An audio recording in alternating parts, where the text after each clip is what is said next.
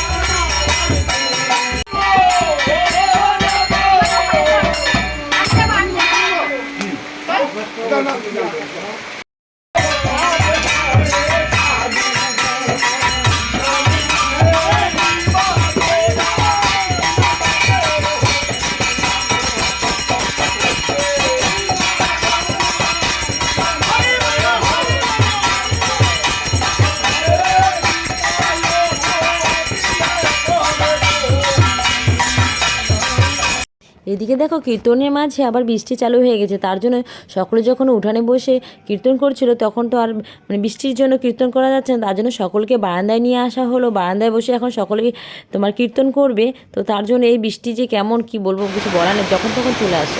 মুষলধার বৃষ্টি চালু হয়ে গেছে, কিন্তু এই বৃষ্টির মধ্যে সকলে মিলে ঠাকুরের নাম গান কীর্তন করবে। যাবার জন্য ডাক্তার